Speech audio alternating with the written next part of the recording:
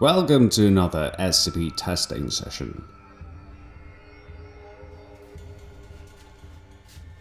SCP-035, there's an envelope in front of you. Open it. Inside you will find a photo. Look at it carefully. What do you see? I see a creature. Do you know this creature? No, but I think that's what you also call an SCP. That's right. Good job, SCP-035. Tell me, do you hear any noise? Yes, I think it's the cry of the creature moving in my direction. Good. Well done. You are very perceptive. Now tell me, are you afraid of this creature? SCP-035? Are you still here? Damn it! What happened to him? Take that mask out of the room.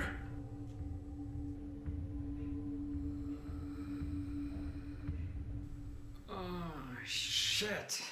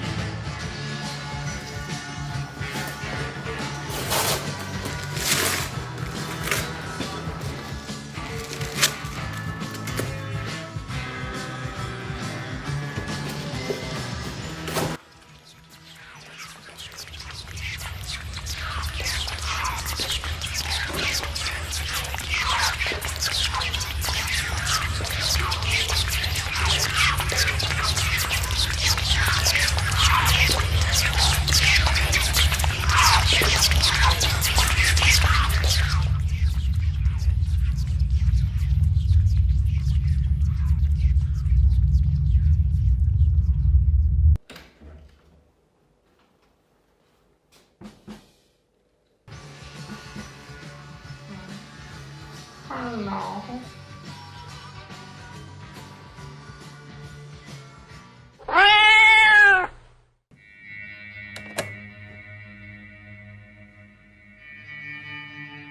like an 8-foot person beside it, and another one beside it. That's big eyes are looking at us, and it's still there. Okay, where is this on your property? In my backyard. I swear to God, this is not a joke. This is actually really scary, but... So there's two people or two subjects that are in your backyard? Correct, and they're very large. They're like 9 feet, 10 foot, I don't know. They look like this to us. Big eyes, they have big eyes, like I can explain it. And big mouth. They're trying eyes and they're not human. They're 100% they're not human.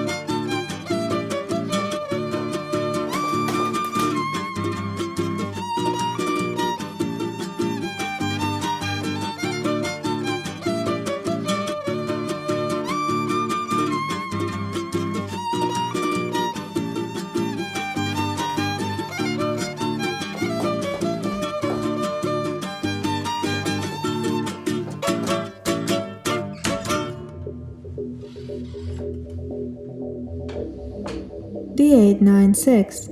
Welcome to the SCP-896 testing chamber. In front of you, there's a computer with an installed copy of 896.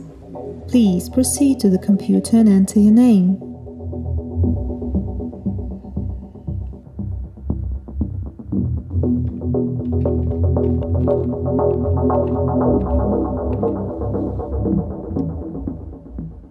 Perfect. D896 was tasked with playing an anomalous copy of a well-known online game for as long as possible. Classified by the Foundation as SCP-896, this was necessary to determine the exact nature of its effect on humans. After a few hours of playing, D896 reported that some of the game's characters seemed surprisingly real to him. As the character controlled by D896 grew in level, D896 himself became stronger and more durable. He reported that he felt like a character in the game and could literally communicate with other characters.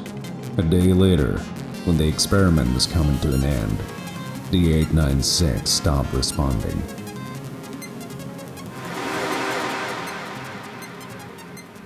A doctor who came to check on D896 found that he had disappeared. The screensaver played on the computer screen until it changed to the start menu.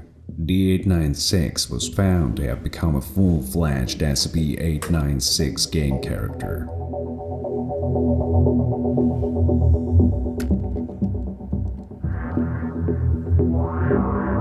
Oh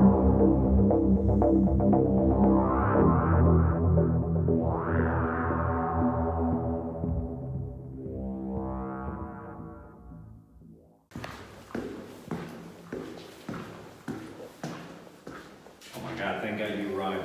It's my neighbor, I know the guy, and I heard this crying and rattling and something happened out there. Can you check that out? It's okay, sir. I'm really concerned about it. It's okay, Yeah, stay okay, here. yeah, okay. Thank you.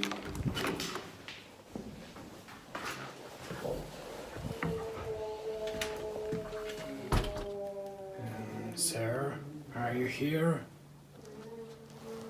Damn it.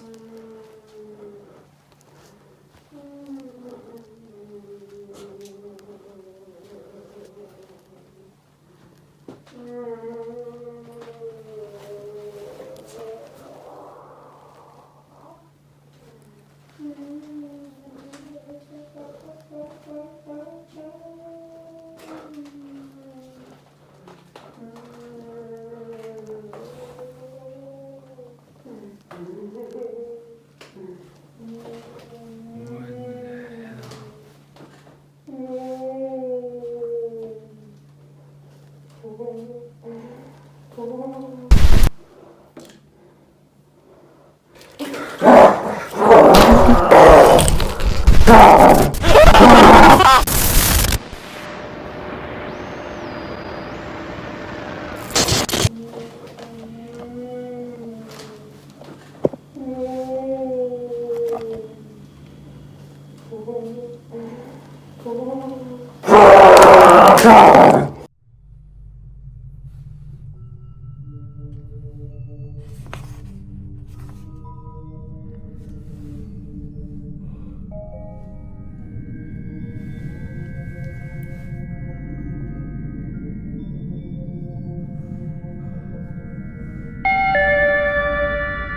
Time to take a break. Time to take a break. Time to take a break. Time to take a break. Time to take a break. Time to take a break. Time to take a break.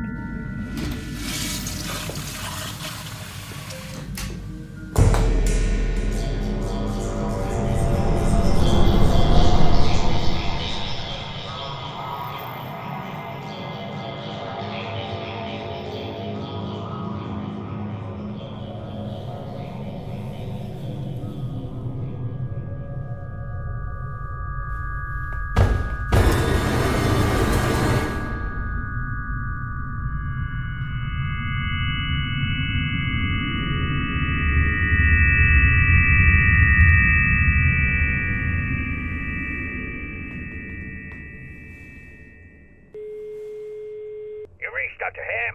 I might be dealing with one of them red SCP critters, or these damn access protocols, so leave the message after you son of a gun!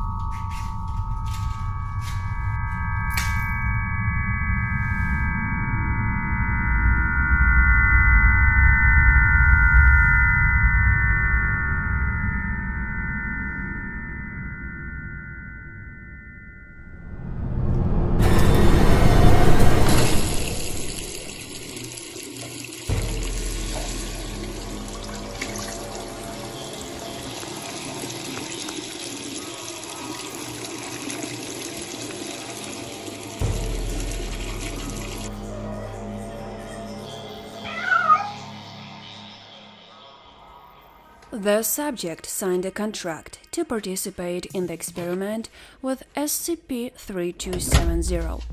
It should be noted that prior to participating in the experiment, the subject was unaware of what SCP-3270 actually entails.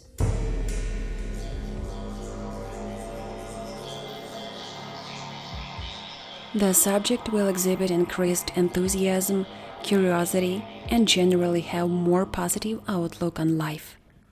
The subject will begin exhibiting cat-like behavior, such as licking themselves as a substitute for more formal means of bathing, preferring to eat food on the floor, and walking using both their arms and legs. The subject will show increased interest in felines through looking at pictures, videos of common house cats, purchasing clothing, furniture, or other objects depicting cats. Other miscellaneous changes to the subject's body will occur, such as ears changing shape and location, eyes restructuring to resemble those of house cats, and loss of thumbs and fingers, in place of phalanges, typical of house cats. The subject's skeletal system will begin to shrink, with her muscles and skin doing the same. Essentially, the subject transforms into SCP-3270-1.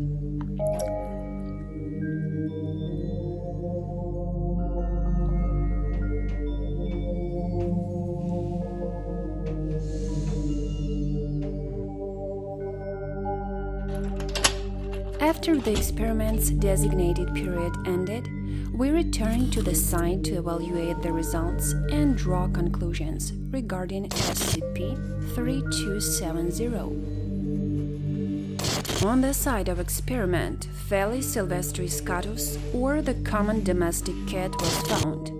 Apparently, the subject had completely transformed into the animal. During the experiment, it was also discovered that SCP-3270-1 is still able to speak. Get lost! Get your hand off me, you fucking human! Screw you! I'll sue you! I have my rights! Go to hell, you joke!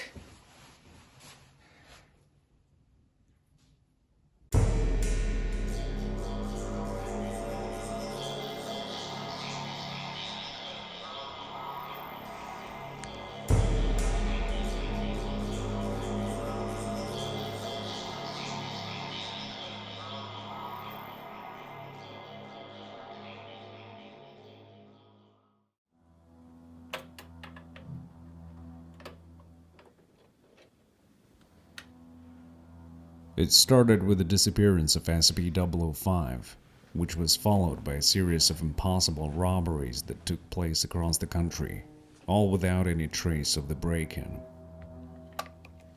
The thief learned about the SCP-005's ability to open any door, but this last one led him to something he's unlikely to ever forget.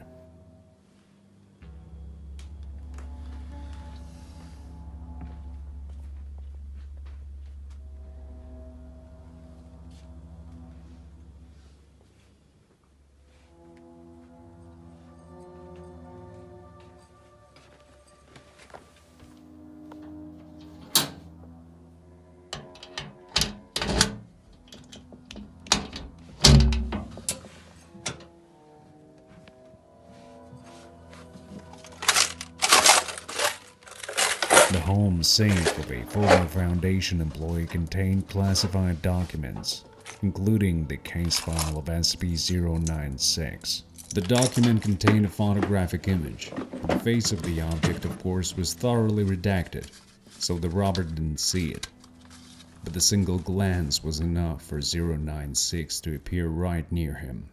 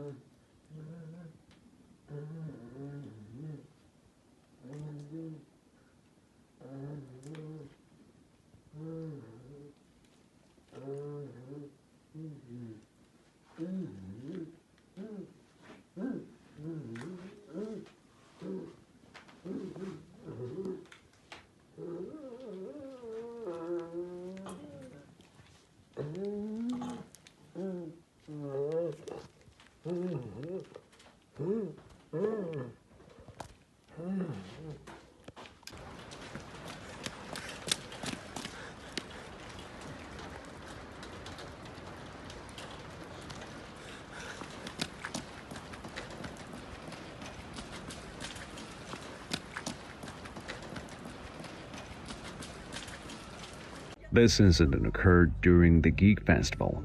The victim of a strong mimetic effect was one of the festival attendees, an unknown person whose identity the Foundation employees failed to establish, passed an object to the victim, later classified as SCP-099. The object is a painting that induces paranoia and anoclophobia.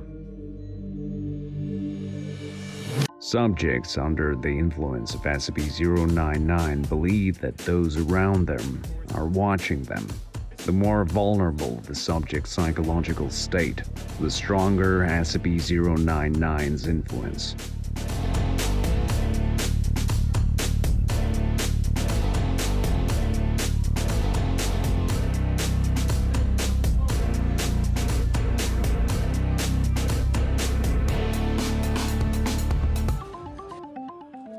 The victim tried to avoid the gaze of other festival attendees and cosplayers until realizing she was constantly being watched.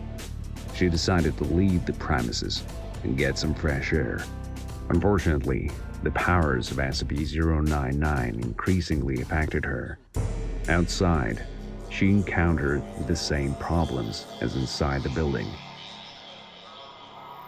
So she decided to go home.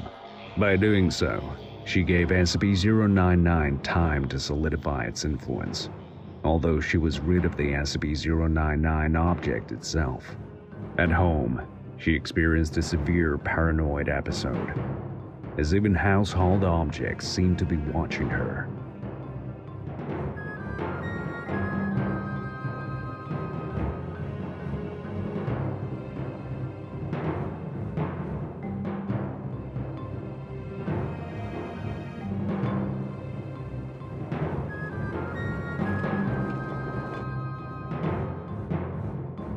The subject is now designated as SCP-0991 and has been transferred to the Foundation's observation zone.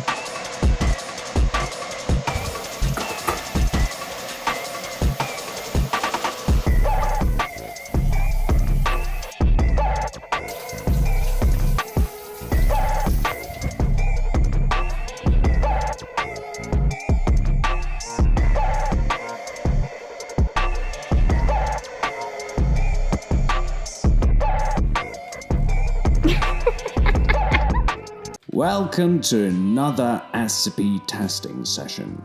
The subject was given a laptop with an installed shooter game. Today we'll be able to observe SCP-035's competitive abilities. SCP-035 showed a great interest in the test and quickly joined the game. Oh no. However, upon its first defeat, SCP-035 started to behave aggressively. No. The next defeat drove him completely bonkers, and the object refused to continue the experiment. Stupid game. SCP-035 also refused to explain his behavior, and then his carrier dissolved. Well, it's a shame. The object had no idea that another SCP was playing against it. Congratulations, 049. You have passed the test. Flawless victory. Thank you. My headshots are most effective.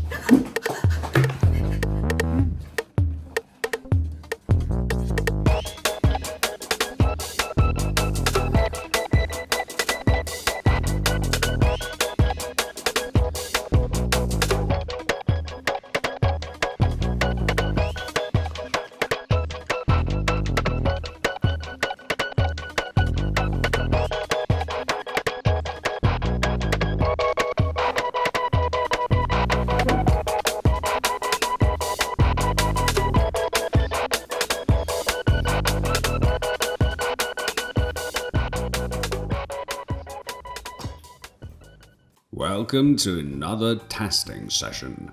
SCP-035 is currently under the impression that it's in the rest area, and no observations are being conducted.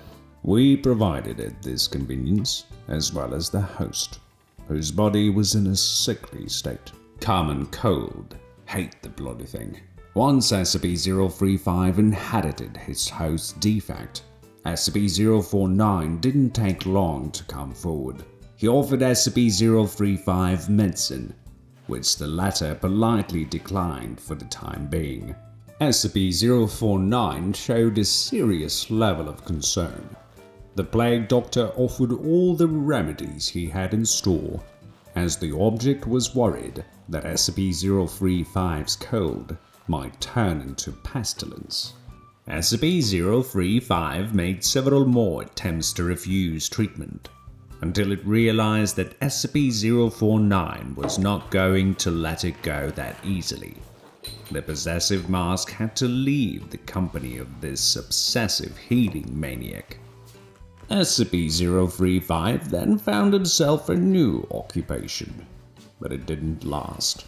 SCP-049 was unwilling to leave SCP-035 without proper treatment. Out of nowhere, the Plague Doctor pulled out the MRI of SCP-035's chest. Miss Carter, remind me to include this detail into the formal report.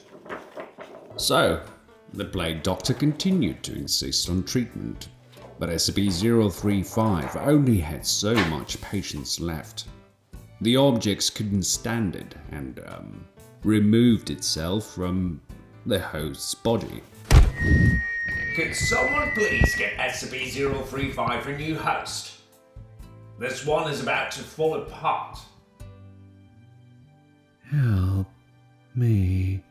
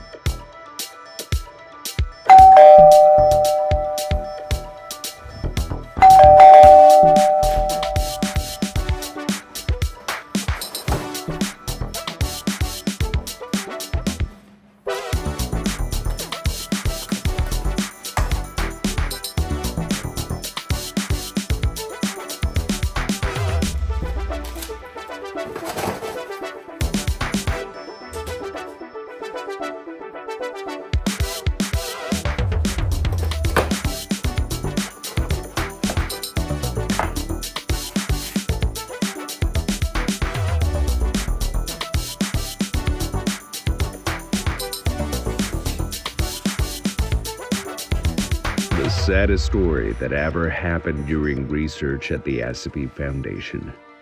Dr. Gears was studying SCP-1762.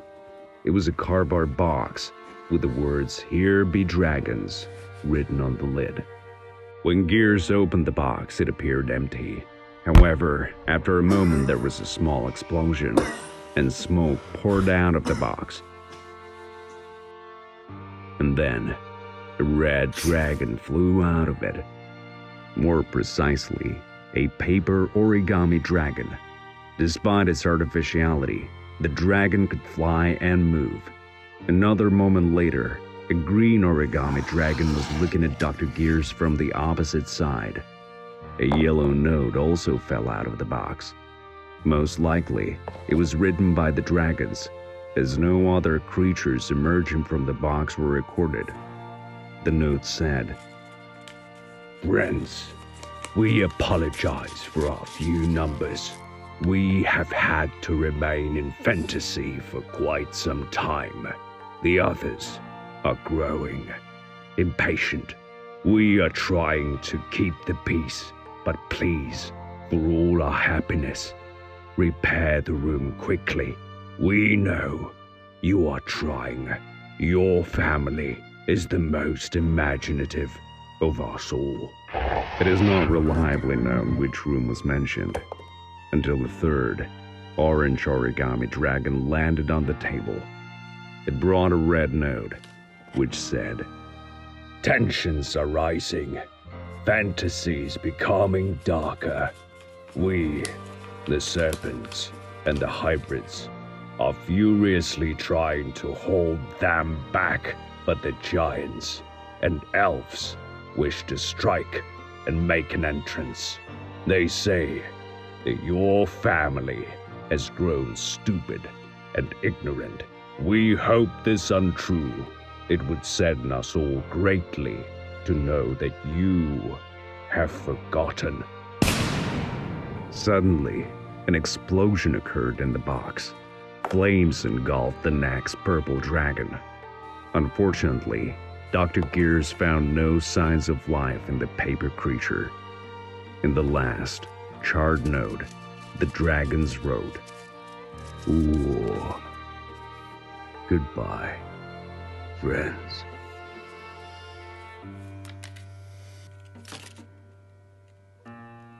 After which, the box closed by itself and ignited from within.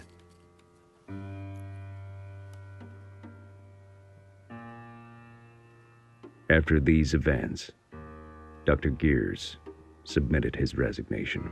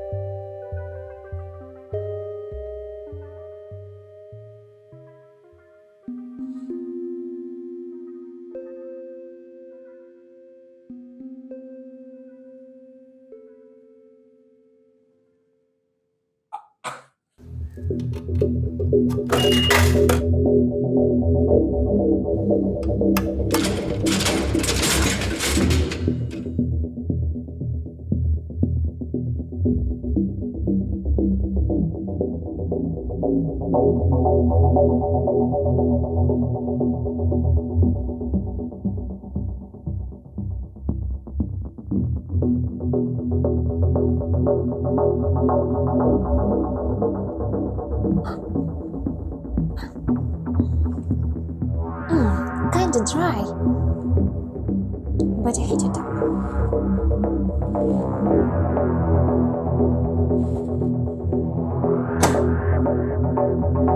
That's ice?